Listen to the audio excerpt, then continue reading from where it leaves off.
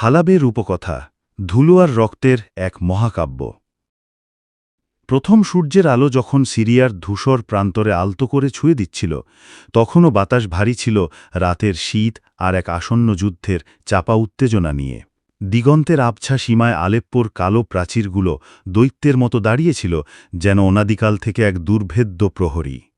এই প্রাচীরগুলোর দিকেই তাকিয়েছিলেন খালিদ বিন ওয়ালিদ, আল্লাহর তরবারি তার অশ্বের পিঠে অবিচল। তার চোখ দুটি সুদূর দিগন্তে নিবদ্ধ, যেখানে বাইজেন্টাইন সাম্রাজ্যের শেষ প্রতিরোধের এক অভেদ্য প্রতীক দাঁড়িয়ে।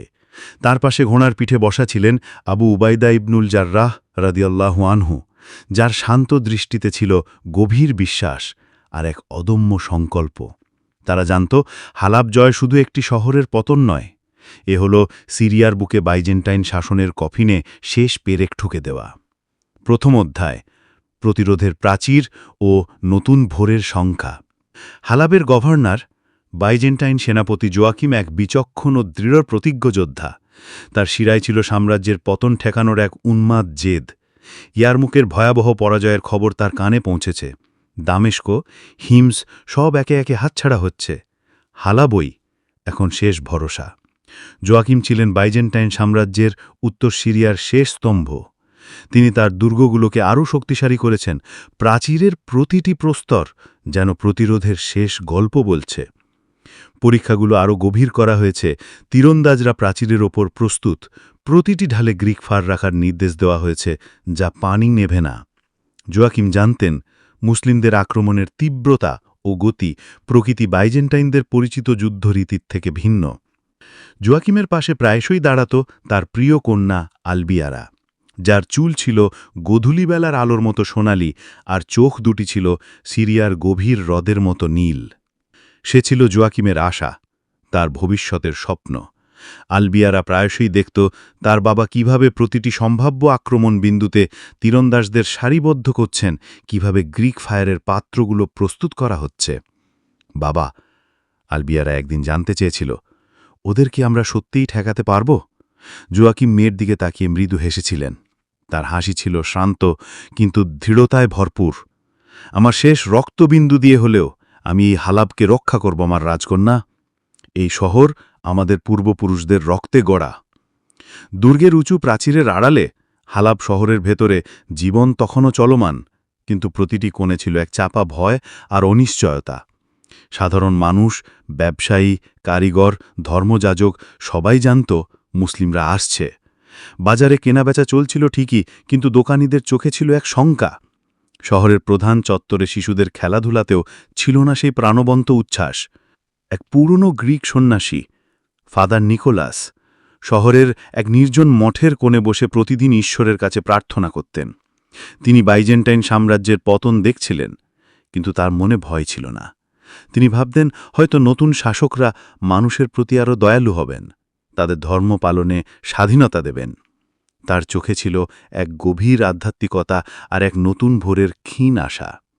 সিরিয়ার বাইজেন্টাইন শাসন তখন ধর্মীয় ভেদাভেদ এবং কঠোর কর নীতির কারণে বহু মানুষের কাছে নিপীড়নের প্রতীক হয়ে উঠেছিল। তাই কিছু স্থানীয় খ্রিস্টান, বিশেষ করে মনোফিসাইটরা, মুসলিমদের আগমনকে এক ধরনের মুক্তি হিসেবে দেখছিল। মুসলিম বাহিনী হালাবের উপকণ্ঠে পৌঁছাতেই জোয়াকিম তার অশ্বারোহী বাহিনীকে নিয়ে শহরের বাইরে এসে মুসলিমদের সাথে সম্মুখ সমরে লিপ্ত হন। এই যুদ্ধ ছিল তীব্র। তরবারির আঘাতে বাতাস ভারী হয়ে উঠছিল, ধুলোয় ঢেকে যাচ্ছিল সূর্য। খালিদ রাদিয়াল্লাহু আনহু ছিলেন বজ্রের মতো দ্রুত। তার অশ্ব যেন বাতাসের আগে ছুটত। মুসলিমদের রণকৌশল, তাদের দ্রুত গতি এবং প্রচণ্ড আক্রমণ বাইজেন্টাইনদের পরিচিত সামরিক বিন্যাসকে ভেঙে দেয়। জোয়াকিমের বাহিনী মুসলিমদের রণকৌশলের কাছে টিকতে পারেনি। তারা দ্রুত দুর্গে ফিরে গিয়ে নিজেদের গুটিয়ে নেয়। অবরোধ শুরু হল। দ্বিতীয় অধ্যায়, দীর্ঘ অবরোধের ছায়া ও গুপ্ত সুড়ঙ্গের রহস্য। দিন গড়িয়ে সপ্তাহ, সপ্তাহ গড়িয়ে মাস। মুসলিমরা হালাবের বিশাল দুর্গ অবরোধ করে আছে, কিন্তু দুর্গের প্রাচীর যেন লোহার তৈরি, কোনোভাবেই ভাঙা যাচ্ছে না।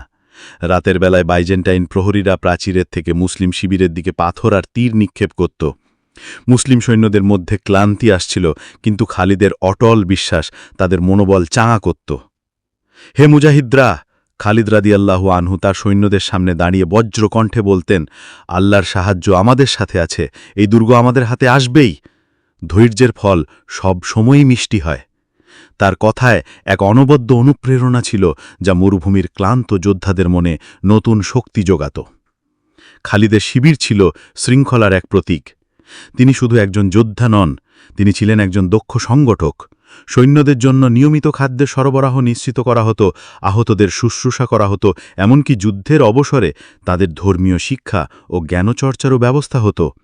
প্রতিদিন যুদ্ধের প্রশিক্ষণের পাশাপাশি কোরআনের আয়াত এবং নবীর হাদিস পাঠ করা হতো, যা সৈন্যদের আত্মিক শক্তি যোগাত। একদিন অবরোধের ক্লান্তিকর দুপুরে খালিদ তার তাঁবুর বাইরে বসেছিলেন। তার সামনে দিয়ে যাচ্ছিল একদল সৈন্য, যারা খাবার ভাগ করে খাচ্ছিল। তাদের মধ্যে ছিল আমির, এক যুবযোদ্ধা যার হাতে কিছুদিন আগে ইয়ারমুকের যুদ্ধে আঘাত লেগেছিল। আমির হাসি মুখে তার রুটি আর এক ক্ষুধার্ত বৃদ্ধ সৈন্যের সাথে ভাগ করে খাচ্ছিল। এই দৃশ্য দেখে খালিদের মনে এক তৃপ্তির ঢেউ বয়ে গেল। তিনি জানতেন, তার সৈন্যদের কেবল রণকৌশল আর সাহসী নয়, মানবিকতাই তাদের মূল শক্তি। খালিদ রাদিয়াল্লাহু আনহু তার গোয়েন্দা প্রধান আইয়ুবকে কাজে লাগালেন, যাকে স্থানীয় বাইজেন্টাইন ভাষা ও রীতিনীতি সম্পর্কে জ্ঞান ছিল। আইয়ুব ছদ্মবেশে শহরের আশেপাশে ঘুরে বেড়াত, স্থানীয়দের সাথে মিশে যেত, এমনকি দুর্গের কিছু শ্রমিকের সাথেও কথা বলত। তার লক্ষ্য ছিল একটি গোপন পথ খুঁজে বের করা, যা এই দুর্ভেদ্য প্রাচীরকে ভেদ করতে পারে। আইয়ুব শুধু সামরিক তথ্যই সংগ্রহ করত না, সে শহরের সাধারণ মানুষের মনোভাব, তাদের দুঃখ দুর্দশা সম্পর্কেও জানাত। খালিদ এই তথ্যগুলো ব্যবহার করতেন তার কৌশল নির্ধারণ করতে। তিনি জানতেন, শুধু সামরিক শক্তি দিয়ে নয়, মানুষের মন জয় করেও একটি শহরকে জয় করা যায়। বাইজেন্টাইনদের দীর্ঘ পারস্য যুদ্ধের কারণে তাদের সামরিক শক্তি দুর্বল হয়ে পড়েছিল এবং স্থানীয় জনগণও প্রায়শই কেন্দ্রীয় সরকারের থেকে বিচ্ছিন্ন অনুভব করত। এই তথ্যগুলো মুসলিমদের কৌশল নির্ধারণ করতে সাহায্য করেছিল। কয়েক সপ্তাহ পর আইয়ুব এক রাতে খালিদের শিবিরে ফিরে আসে। তার চোখে ছিল এক নতুন দীপ্তি। সেনাপতি, সে ফিসফিস করে বলল, আমি এক আদিম সুড়ঙ্গে সন্ধান পেয়েছি। এটি শহরের দক্ষিণে একটি পুরনো ঝর্ণার পাশে লুকিয়ে আছে। মনে হচ্ছে এটি বহু বছর ধরে অব্যবহৃত। খালিদ রাদিয়াল্লাহু আনহুর মুখে এক মৃদু হাসি দেখা যায়। মহান আল্লাহ আমাদের পথ দেখিয়েছেন আইয়ুব। খালিদ তার ইঞ্জিনিয়ারদের ডেকে আনলেন। তাদের মধ্যে ছিল হামজা, একজন সুদক্ষ স্থপতি এবং সুড়ঙ্গ বিশেষজ্ঞ। হামজা সুড়ঙ্গের ভেতরের পরিবেশ পরীক্ষা করলেন। বাতাস চলাচল, মাটি ধসে পড়ার সম্ভাবনা সবকিছু খুঁটিয়ে দেখা হলো। তারা সুড়ঙ্গের কিছু দুর্বল অংশকে শক্ত করল, মশাল ও শ্বাস-প্রশ্বাসের জন্য প্রয়োজনীয় ব্যবস্থা নিল। এই প্রস্তুতির সময়টা ছিল অত্যন্ত গোপনীয়। বাইজেন্টাইন প্রহরীরা প্রাচীরের উপর থেকে মুসলিম শিবিরের গতিবিধি লক্ষ্য করত, কিন্তু তারা সুড়ঙ্গের গোপন প্রস্তুতি সম্পর্কে কিছুই জানতে পারল না। হামজা এবং তার দল রাতের পর রাত কাজ করে এই সুড়ঙ্গকে আক্রমণের জন্য প্রস্তুত করে তুলেছিল। তাদের প্রতিটি পদক্ষেপ ছিল ঝুঁকিপূর্ণ। সামান্য অসাবধানতাও তাদের জীবন কেড়ে নিতে পারত। তৃতীয় অধ্যায়, আঁধারের অভিযান ও শেষ প্রতিরোধ। সেই অমাবস্যার রাত ছিল প্রকৃতির সবচেয়ে অন্ধকারাচ্ছন্ন রাতগুলোর একটা। বাতাস ভারী ছিল চাপা উত্তেজনায়। খালিদ তার সবচেয়ে সাহসী ও ক্ষিপ্রবুদ্ধিসম্পন্ন যোদ্ধাদের একটি ছোট দল নিয়ে এগিয়ে চললেন। তাদের মধ্যে ছিল দুর্ধর্ষ মাসাদা ইবনে জাররাদ আল তাই, একজন পর্বতারোহণের দক্ষতায় পারদর্শী আরব যোদ্ধা। তারা সেই গোপন সুড়ঙ্গের মুখে পৌঁছাল, যা জঙ্গলের আড়ালে লুকিয়েছিল। মাসাদা তার নির্বাচিত ৩০ জন যোদ্ধাকে নিয়ে সুড়ঙ্গের মুখে দাঁড়াল। তাদের চোখে ছিল দৃঢ়তা, মুখে ছিল আল্লাহর নাম। তারা জানত এই রাতই হালাবের ভাগ্য নির্ধারণ করবে। সুড়ঙ্গের ভিতর দিয়ে যখন তারা হামাগুড়ি দিয়ে এগিয়ে যাচ্ছিল, তখন তাদের একমাত্র সঙ্গী ছিল মশালের ক্ষীণ আলো আর নিজের হৃদস্পন্দন। দুর্গের ভিতরের বাতাস যখন তাদের নাকে এসে লাগল, তখন তারা বুঝল যে তাদের অভিযান সফল হয়েছে। মাসাদা তার দলের নিয়ে সাবধানে কুয়ের মুখ দিয়ে উপরে উঠে এল। তারা ছিল ছায়ার মতো নীরব। দুর্গের অভ্যন্তরে প্রহরীরা তখন তাদের রাতের টহলে ব্যস্ত। তারা কোনো ধারণাই করতে পারেনি যে মৃত্যুর দূত তাদের এত কাছে। মাসাদা এবং তার দল বিদ্যুতের গতিতে প্রহরীদের উপর ঝাঁপিয়ে পড়ল। তরবারির হিসিস শব্দ, কয়েকটি চাপা গোঙানি, এর বাইরে আর কোনো শব্দ ছিল না। ফটকের প্রহরীরা সরিয়ে তারা ভারী লোহার শিকলগুলো খুলতে শুরু করল। প্রতিটি শিকল খোলা শব্দ যেন হালাবের প্রাচীন পাথরের বুকে প্রতিধ্বনিত হচ্ছিল। বাইজেন্টাইন প্রহরীরা, যারা দীর্ঘ অবরোধে ক্লান্ত ছিল, তারা এই অতর্কিত আক্রমণের জন্য প্রস্তুত ছিল না।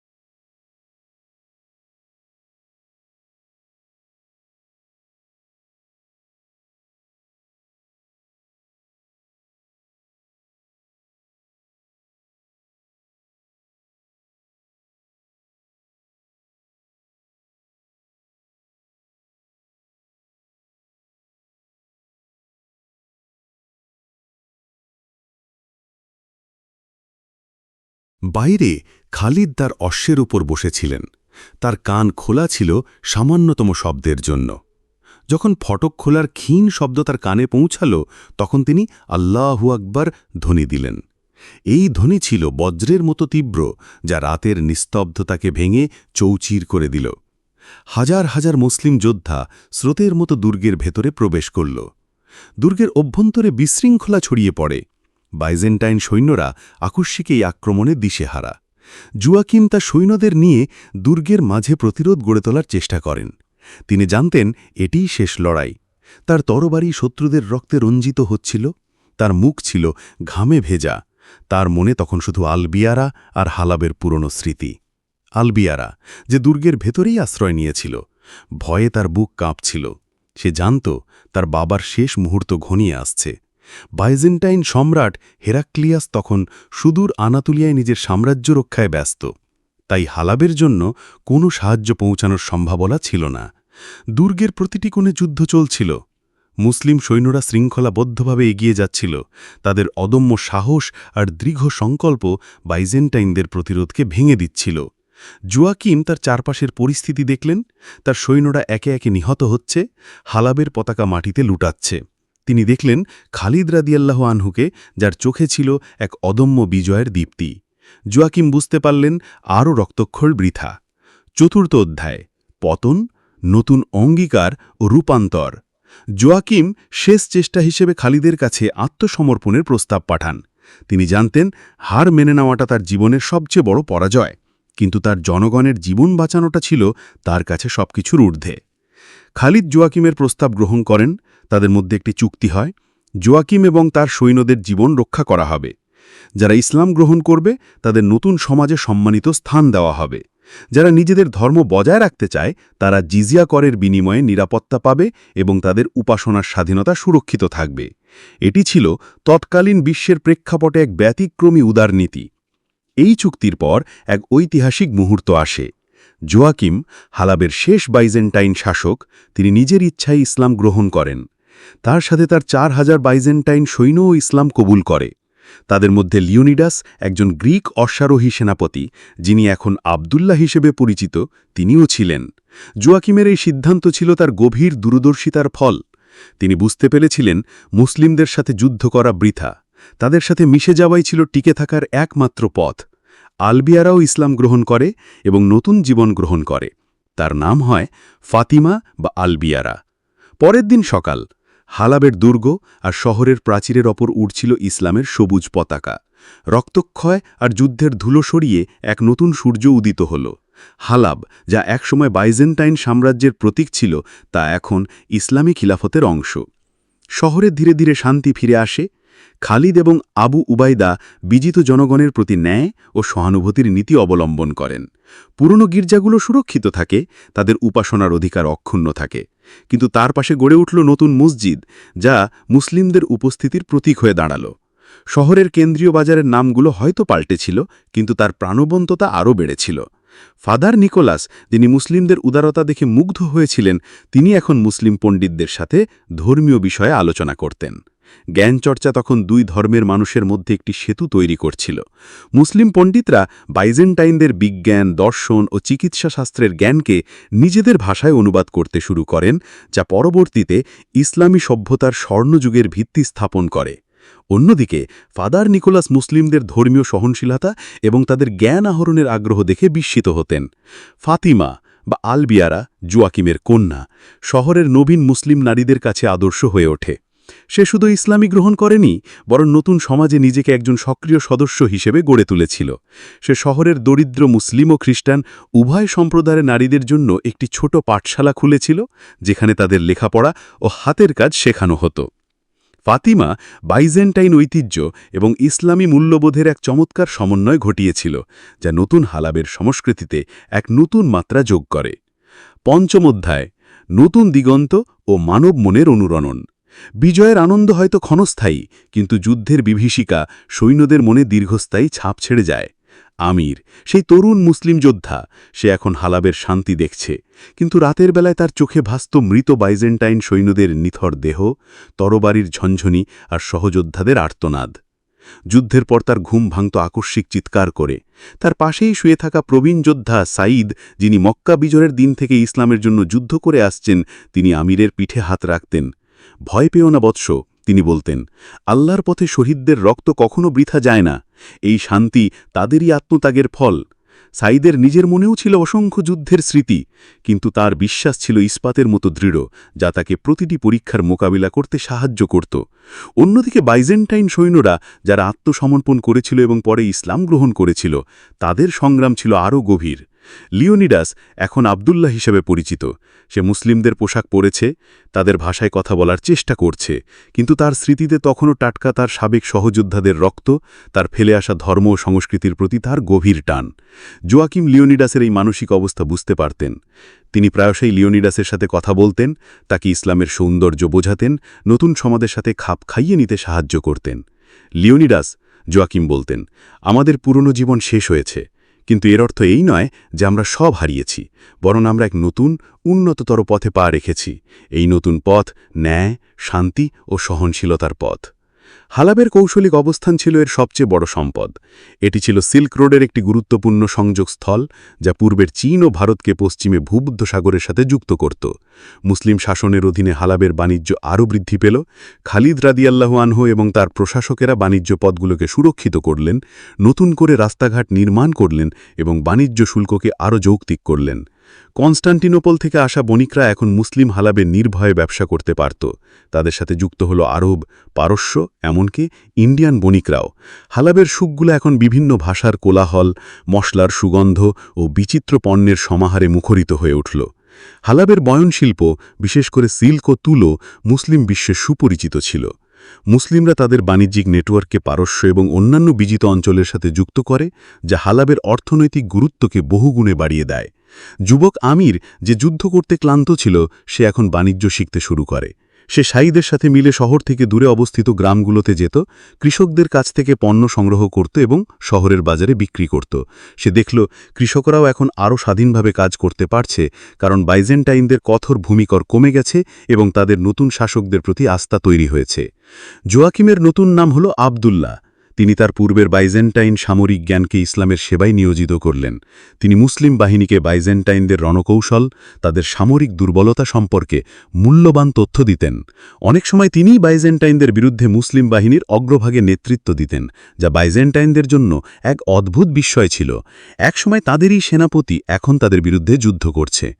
হালাবের বিজয়ের পর মুসলিমদের সামনে নতুন দিগন্ত উন্মোচিত হয়। আনাতোলিয়া, বর্তমান আধুনিক তুরস্ক, ছিল বাইজেন্টাইন সাম্রাজ্যের মূল ভূখণ্ড। হালাব থেকে আনাতোলিয়ার পথ ছিল উন্মুক্ত। খালিদ এবং অন্যান্য মুসলিম সেনাপতিরা ইতিমধ্যেই আনাতোলিয়ার দিকে ছোট ছোট অভিযান শুরু করেছিল বাইজেন্টাইনদের শক্তি পরীক্ষা করার জন্য।